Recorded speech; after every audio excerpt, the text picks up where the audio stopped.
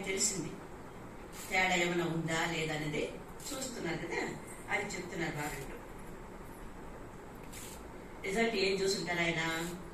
అందరూ నిశ్చయ శాతంలో ఎక్కువ అనుభవం చేస్తున్నారు. పిల్లలందరూ కూడా నిశ్చయ శాతంలో ఎక్కువగా అనుభవం చేస్తున్నారు. విజయం యొక్క శాతము నిశ్చయం కంటే తక్కువగా అనుభవం చేస్తున్నారు. ఈ రెండు విషయాలు గమనించారంట బాప్దాద. పిల్లలు నిశ్చయంలో అందరికీ 100% ఉందంట భగవంతుడిపై నిశ్చయం. అయితే విజయంలో మాత్రం అంటే విజయుగా అవటంలో కొద్దిగా తేడా కనిపిస్తుందంట.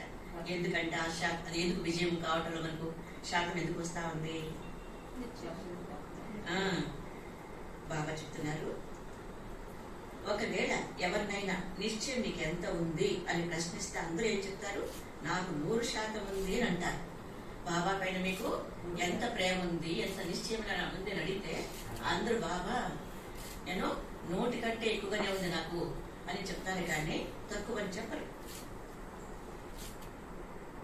అయితే నిశ్చయాన్ని గుర్తయితే విజయం ఎంత ఉంది? సరే 100% ఉంది బాబా నిశ్చయం అని చెప్తున్నారు. అయితే నిశ్చయానికి గుర్తుగా విజయం కూడా ఎంత ఉండాలా? 100% ఉండాలి కదా. ఇందులో కూడా 100% ఉంది అని అంటారా? చెప్తారా విధంగా బాబా విజయం కూడా మాకు 100% అవుతుంది అని అంటారా? నిశ్చయ బుద్ధి విజయంతి, ఇది కదా మీ స్లోగను. మీకు ఇచ్చిన స్లోగన్ నేను ఇది కదా. ఎవరికైతే నిశ్చయ బుద్ధి ఉంటుందో వారికి విజయము తప్పనిసరి. ఇది కదా నేను చెప్పిన, ఇదే కదా మీ స్లోగను అంటున్నారు బాబా. మరి నిశ్చయము మరి విజయంలో తేడా ఎందుకు వస్తా ఉంది?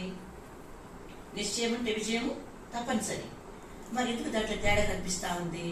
మనల్ని ప్రశ్నిస్తున్నారు బాబా.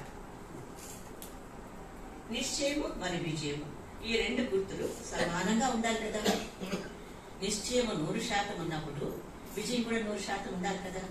నిభాయించినప్పుడు మాత్రమే మనము ఈ దైవీ రాజ్యానికి అధికారిగా అవ్వగలుగుతాము. కనుక పరివారంతో నిభాయించాల్సి వస్తుంది. తప్పనిసరి మీరు వీళ్ళతో కలిసిమెలిసి ఉండాల్సిందే. బ్రాహ్మణ పరివారంతో వేరే దారి లేదు. అలజడిని సమాప్తం చేయాల్సి ఉంటుంది. అప్పుడే నిశ్చయం మరియు విజయము రెండింటిలో సమానత వస్తుంది. అప్పుడే మీకు అలజడి కూడా సమాప్తం అయిపోతుంది. నిశ్చయం మరియు విజయంలో కూడా సమానత వస్తుంది. తేడాను తొలగించే మహామంత్రం ఇదే. ఈ తేడా రాకూడదంటే ఈ మహామంత్రం ఇదే. ఏది? 4 వైపులా 4 పునాదులను పక్కా చేసుకోవాలి. అర్థమైందా? హోంవర్క్ ఏమిటో తెలిసింది కదా.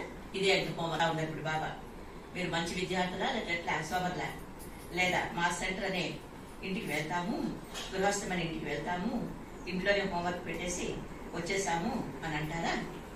నెక్స్ట్ సీజన్లో మళ్ళా బాబాని కలిసినప్పుడు బాబా హోంవర్క్ చేసాము, ఇంట్లో పెట్టేసాం బాబా, మా సెంటర్లో పెట్టేసాము అని అంటారా? వాళ్ళు తప్పించుకుంటారా? ఇలా అయితే అందరూ కదా.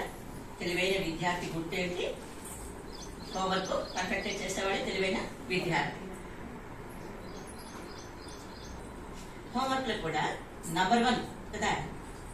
తెలివైన విద్యార్థి నంబర్ 1 గా ఉంటారు. అంతేకాక ప్రాక్టికల్ చదువులో కూడా నంబర్ 1. ఎందుకంటే మార్కులు జమ అవుతాయి. మంచిది. ఇంకా రిజల్ట్ లో ఏం చూశారు బాబా? ఈ 4 విషయాలు చూశారు, చెప్పారు. ఇంకా రిజల్ట్ ఏం చూశారంటే వర్తమాన సమయంలో పిల్లలలో 2 రకాల తెలివిని చూశారంట. ఒక విషయము మీ తెలివి గురించి మీకు తెలిసే ఉంటుంది కదా. మొదటి తెలివి ఏం చూశారు? స్వయాన్ని చూసుకోవటం మరియు ఇతరులను చూడటం. స్వదర్శన చక్రధారుగా అవటం లేక పరదర్శన చక్రధారుగా అవటం. 2 విషయాలు ఉన్నాయి కదా. 2 విషయాలు ఏంటంటే, ఒకటి స్వయాన్ని చూసుకోవటము, 2 ఇతరులను చూడటం. చూసుకున్నప్పుడు మనకు అప్పుడు ఇదే కొత్త కాదే, ఇంతకుముందు కూడా జరిగింది, ఇప్పుడు జరిగింది, ఓకే అని అనుకుంటాం, ఈజీగా తీసుకుంటాం దాన్ని. ఎందుకంటే జరిగింది పోయిన విషయాన్ని మళ్ళీ ఎందుకు మళ్ళీ ఇప్పుడు జరిగిన దాన్ని కదా మళ్ళీ ఇప్పుడు రిపీట్ అవుతుంది. అది సినిమా చూసినాము, ఫస్ట్ షో చూసినాము, సెకండ్ షో పోతే కూడా అదే కదా ఉండేదా, మళ్ళీ ఏమైనా మార్పు అనేది ఉంటుందా? అలాగా అనుకుంటామంట మనం. కాబట్టి మీరు క్షుణ్ణంగా అర్థం చేసుకుంటే డ్రామా జ్ఞానాన్ని, అప్పుడు ఏ విషయం జరిగినా ఇది కొత్తదేం కాదు, నథింగ్ న్యూ, అది ఇంగ్లీష్ వర్డ్ కదా, ఇదేం కొత్తది కాదు, ఇంతకుముందు జరిగిన విషయమే ఇప్పుడు జరుగుతా ఉంది అని ఈజీగా మనసు యాక్సెప్ట్ చేస్తుంది. అప్పుడు అలజడిలోకి మనము రామన్నమాట. ఇది దీని యొక్క అర్థం అనమాట, స్లోగన్ యొక్క అర్థం. కాబట్టి ఈ రోజు భగవంతుడు మనకు నిశ్చయంలో బ్రాహ్మణుల యొక్క గుర్తులు రెండని చెప్పి, నిశ్చయము మరియు విజయము ఈ రెండు గుర్తు. బ్రాహ్మణులు అంటేనే మీకు నిశ్చయము ఉండాలి, విజయం కూడా మీకు ఉంటుంది. బ్రాహ్మణులు అంటే నీవు రెండు ఉండాలి మీకు. అయితే ఒక్కొక్కసారి మీకు దీంట్లో డిఫరెన్సెస్, తేడాలు వచ్చేస్తా ఉంది. ఎందుకు అంటే నిశ్చయంలో తక్కువగా ఉంది మీకు, 4 విషయాల్లో నిశ్చయం తక్కువగా ఉంది. ఏ విషయంలో మీకు నిశ్చయం తక్కువగా ఉంది? ఎవరి దోషం ఇది? విద్యార్థుల యొక్క తెలివి, వాడు అర్థం చేసుకునే కెపాసిటీని బట్టి వాడికి మార్పులు వచ్చింది. ఇక్కడ కూడా అంతే. ఈ భగవంతుడు చెప్పే జ్ఞానాన్ని నువ్వు 100% దాన్ని రిసీవ్ చేసుకున్నావంటే, అర్థం చేసుకున్నావంటే, ఆ విధంగానే నువ్వు నడుచుకుంటావు. అప్పుడు నువ్వు ఈజీగా పాస్ అయిపోతావు అన్ని సబ్జెక్టులో. నువ్వు అర్థం చేసుకోవటంలో లోపం ఉన్నప్పుడు నీకు అంతే ఉంటుంది. అప్పుడు అట్లా మన బ్రాహ్మణ పరివారంలో హెచ్చు తగ్గులు ఉంటాయి. దాన్ని చూడనట్టుగా పోవాలి. నువ్వు ఇంకేం చేయాలంటే, నీలో శక్తి ఉంటే యోగం చేయి వాడి కోసం. అప్పుడు వాళ్ళలో కూడా మార్పు వస్తుంది. వాళ్ళకి శక్తి తక్కువగా ఉంది, పంపించు. యోగులు కూర్చుని అమృత వేళ ఫలానా అన్నయ్య ఫలానా అక్కయ్య మారాలి, వాళ్ళు కొన్ని చాలా తప్పులు ఉన్నాయి, కొన్ని డిఫెక్ట్స్ ఉన్నాయి అని నువ్వు వాళ్ళు కూడా మారాలనుకుంటే నువ్వు ఆ పని చేయి. అంతేకాదు నాలో ఎంతో శాంతిని నింపారు ఓ ప్రియమైన బాబా, మధురమైన తండ్రి. మీ కలయిక నా జీవితాన్ని పూలబాటగా చేసింది. నరకంలో ఉన్నటువంటి నన్ను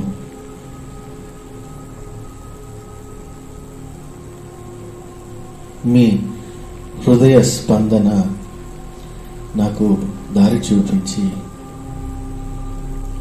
నాలో వెలుగును నింపి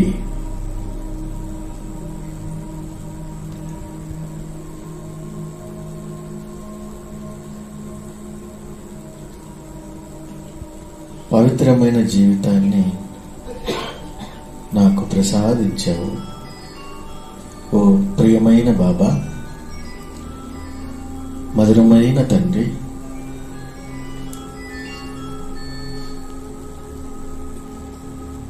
ఎన్నో జన్మలుగా మీకోసం వేచి చూశాను.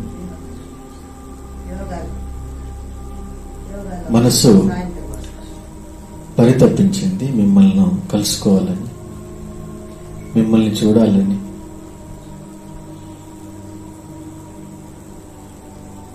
మీరే ఈ చివరి జన్మలో నాకు జ్ఞాన ఉపదేశాన్ని ఇచ్చి సద్గురువుగా, మార్గదర్శకుడుగా ఇంటికి దారి చూపించి ఇంటికి తీసుకెళ్ళడానికి వచ్చావా తండ్రి? ఈ ముళ్ళ అడవిలో దారి తెలియక దిక్కు తోచని స్థితిలో ఉన్నటువంటి నన్ను మీ ఒడిలో, ప్రేమ అనే ఒడిలో పాలన ఇస్తూ, ప్రేమనిస్తూ, శక్తిని ప్రసాదిస్తూ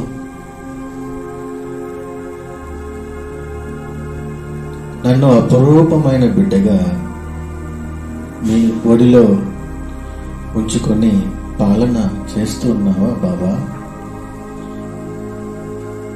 మీ ప్రేమ అమరమైనది.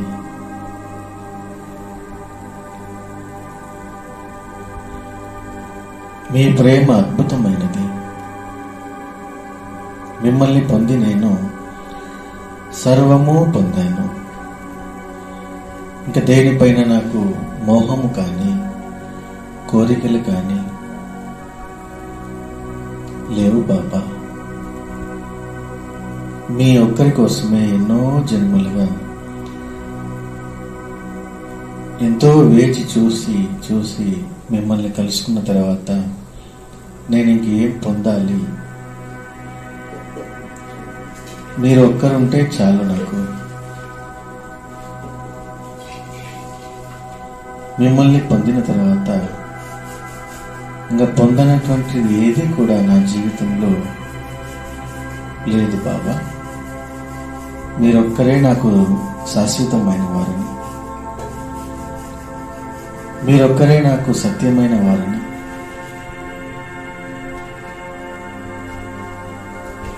మీరొక్కరే నాకు తోడొచ్చేవారని నా మనసు కనిపించి నా మనసు నిండా మీ ప్రేమతో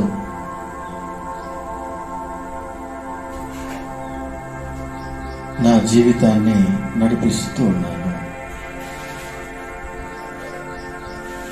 బాబా నుండి సర్వశక్తుల కిరణాలను ఆత్మజ్యోతిపై పడుతున్నట్లుగా అభ్యాసం చేశాను. ప్రకాశం, శక్తి, పవిత్రత, శాంతి వర్షపు జల్లుల్లాగా ఆత్మపై కురుస్తున్నట్లుగా, ఇంకా ప్రశాంత స్థితిని అనుభవం చేస్తున్నట్లుగా పరంధామంలో అభ్యాసం చేయండి.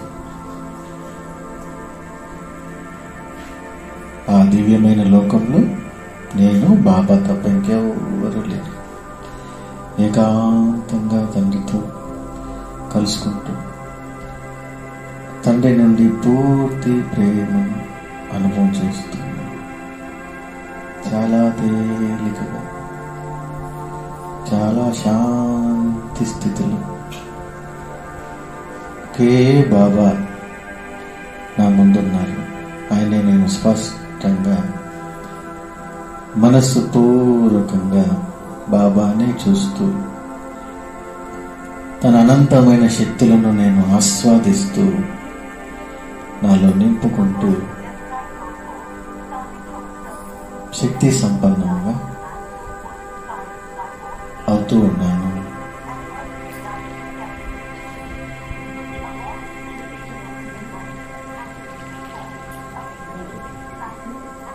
ఇలా అభ్యాసం చేసుకోండి. పరమాత్మ ప్రేమను అనుభవం చేసుకోండి. కల్పానికి ఒక్కసారి వచ్చేటువంటి ఈ అమరమైన ప్రేమ. ఈశ్వరుడు నన్ను ఏరికోరి ఎన్నుకొని తన దివ్యమైన ప్రేమను నాకు పంచుతూ అనంతమైన శక్తి నాలో నింపుతూ ఉన్నాను. పరమాత్మకు నేను ముద్దు బిడ్డను. నన్ను ఏరి కోరి ఎన్నుకున్నాడు ఆయన. కోట్లాది ఆత్మల్లో నేను నీకు ఇష్టపడినానా బాబా? నన్ను ఇష్టపడ్డావా నువ్వు? ప్రపంచంలో ఇన్ని కోట్ల మంది ఉంటే నా కోసం నువ్వు వెతుకుంటూ వచ్చావా తండ్రి? నేనంటే నీకు అంత ఇష్టమా బాబా? ప్రియమైన బాబా, వెతుక్కుంటూ మా ఇంటికి వచ్చి నా మనసులోకి చేరుకున్నాను తండ్రి. నీ స్పర్శ నన్ను తాకి, మీ దృష్టి నాపై పడి దివ్యమైన శాంతి అనుభవం అవుతూ ఉన్నది.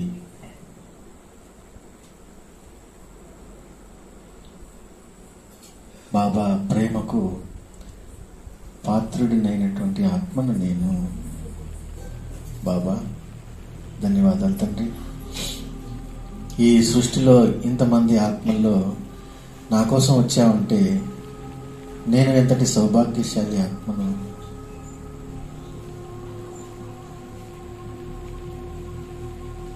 నేను ఎంత పుణ్యం చేసుకున్నాను.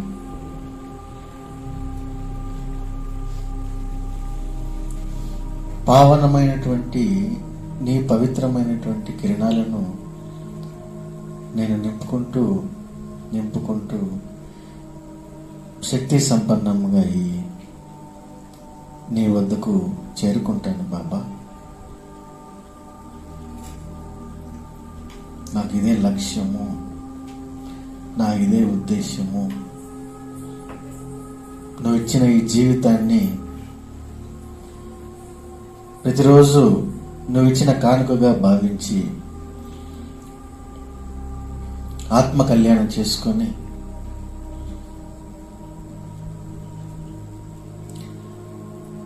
ఇది ఒక ప్రసాదంగా దివ్యమైన శాంతి అనుభవం అవుతూ ఉన్నది.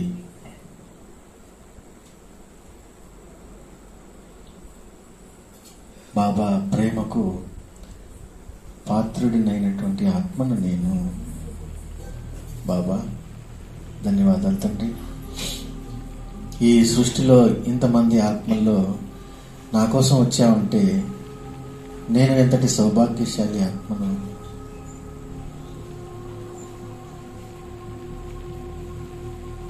నేను ఎంత పుణ్యం చేసుకున్నాను.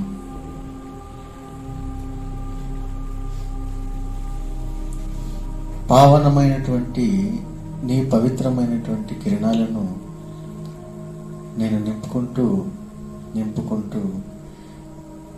శక్తి సంపన్నంగా నీ వద్దకు చేరుకుంటాను బాబా. నాకు ఇదే లక్ష్యము, నా ఇదే ఉద్దేశము. నువ్వు ఇచ్చిన ఈ జీవితాన్ని ప్రతిరోజు నువ్వు ఇచ్చిన కానుకగా భావించి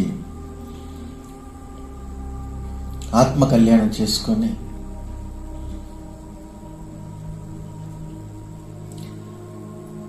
ఇది ఒక ప్రసాదంగా భావించి ఈ ప్రసాదాన్ని అనేకులకు పంచిపెడతాను బాబా.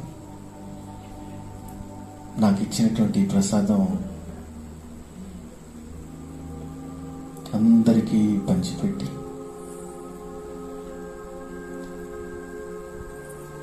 అందరికీ ఇలాంటి జీవితం కూడా పొందేలాగా మీ కర్తవ్యంలో, మీ విశ్వ కళ్యాణంలో నేను కూడా ఒక చెయ్యి అందిస్తాను బాబా.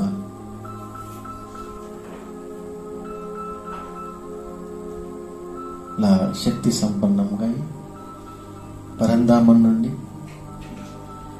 పవిత్రమైన ఆత్మగా ఈ భూమండలంపై వస్తున్నట్లుగా అనుభవం చేసుకోండి. మీ జ్యోతి, ఆత్మజ్యోతి ప్రకాశిస్తున్నట్లుగా ఆ పరంధామం నుండి ఈ నాటక రంగానికి ఆత్మ చేరుకుంటున్నట్లుగా అభ్యాసించండి. పాత్ర చేయడానికి తప్పకుండా రావాలి కదా, పాత్ర పూర్తి చేసుకోవాలి.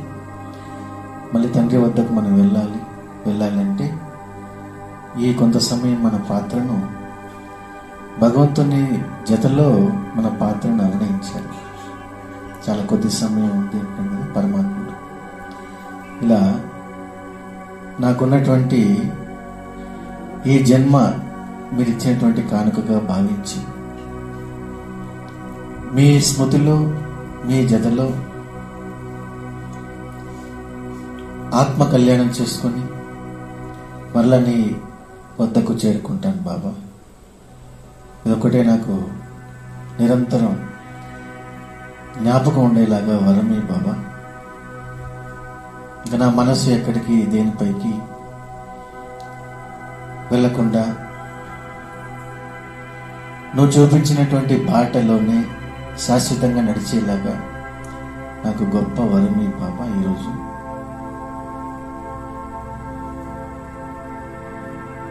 ఇలా అభ్యాసం చేస్తూ ఆత్మలనే శరీరంలోకి వస్తున్నట్లుగా అభ్యాసించి ప్రకాశిస్తున్న జ్యోతి నక్షత్రం 2 కన్నుల ఒకటి మధ్యలోకి ఆత్మని జ్యోతిని ఉంచి కూర్చుంటాం.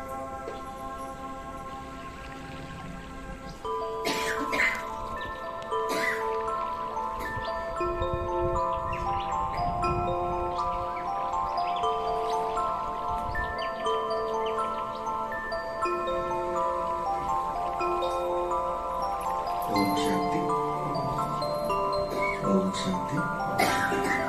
అభ్యాసంలో ఉంటూ ఈ అనుభవం చేసుకుంటూ పరమాత్మని యొక్క శక్తి కిరణాలు ఈ 2 కళ్ళ మధ్య ఆత్మపై పడుతున్నట్లు అభ్యాసం చేస్తున్నాం. కొద్దిసేపు అదే అనుభవం చేసుకోండి.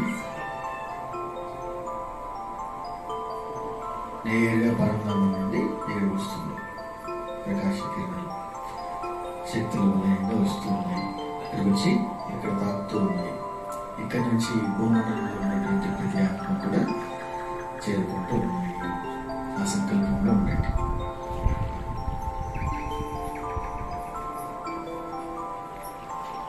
ఓం శాంతి. బాబా